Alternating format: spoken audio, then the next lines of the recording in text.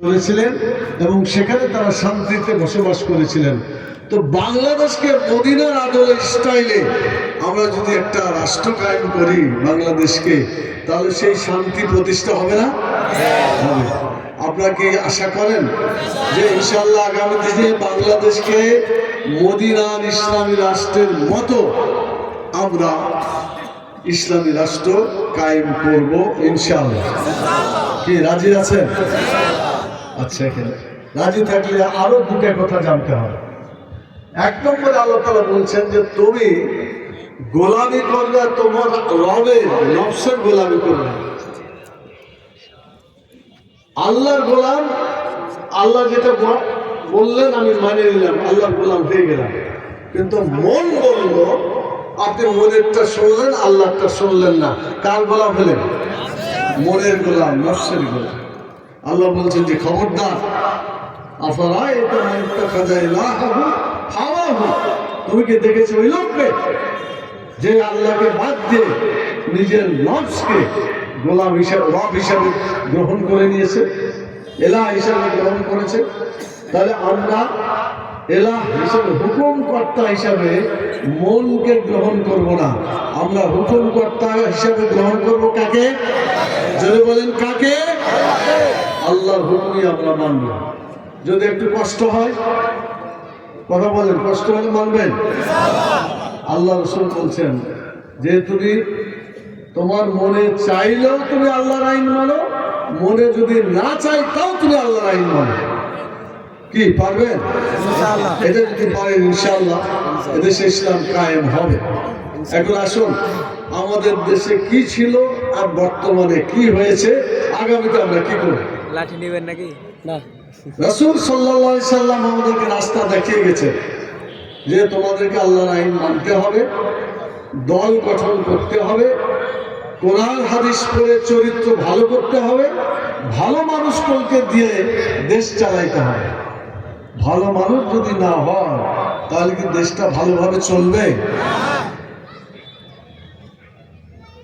আওয়ামী লীগের নেতা শেখ মুজিব তিনি বলেছিলেন যে লোকেরা পাইল সোনার খনি আর আমি পাইলাম কিসের খনি? জোরে বলেন, চোরের খনি। এখন কি খালি ওই চোর চোর আছে, না আরো কিছু বড় হয়েছে? চোর থেকে মহাচোর হয়েছে, ডাকাত হয়েছে, খুনি হয়েছে, হয় নাই? এগুলো হয়েছে। এখন খুবই চিন্তা করে দেখ যে চোর চুরি করলো, তাদেরকে তার নিজের দলের মধ্যে থেকে বললো যে চোর, যে আমার কম্বলটা আমি পাইলাম না। 7.5 লাখ কম্বল আনা হয়েছিল, 7 লাখ বাঙালি ছিল, বাংলাদেশি ছিল, তাহলে একটা করে দিল তো 50,000টা থাকে। তো বলছে যে আমি আমার নিজের ভাগই পাইলাম না, 50,000 তো গেছে চলে। তখনই বললো এই চোরেরা, এই আমার ভাগের কম্বলটা কে নিয়েছিস আমাকে দিক। নিজের কম্বল সে নিজে পায় নাই, আফসোস করে বলেছে যে লোকেরা পাইল সোনার খনি আর আমি কি পেলাম? চোরের খনি। এই চোরের খনি আস্তে আস্তে কি হয়েছে দেখেন। বিগত স্বৈরাচার প্রধানমন্ত্রী, পলাতক প্রধানমন্ত্রী, উনি একদিন বলছেন যে আমার একটা পিয়ন আছে অফিসে, এই পিয়নটার মাসে কত কোটি টাকা? চিন্তা করেন তো, তার পিয়ন কোটি কোটি টাকা এইভাবে প্রতি মাসে চুরি করে আত্মসাৎ করে, এর দায়িত্বটা কি ওই পিয়নের না অফিসে যে অফিসার তার? তাহলে প্রধানমন্ত্রীর দায়িত্ব ছিল তাকে সাহায্য করা, কিন্তু এটা বলতেও তিনি লজ্জাবোধ করেননি। কথা ঠিক কিনা? আচ্ছা, ওদের মন্ত্রী নাকি বাড়ির সংখ্যা কতটা যে দেখলাম, হ্যাঁ 360 না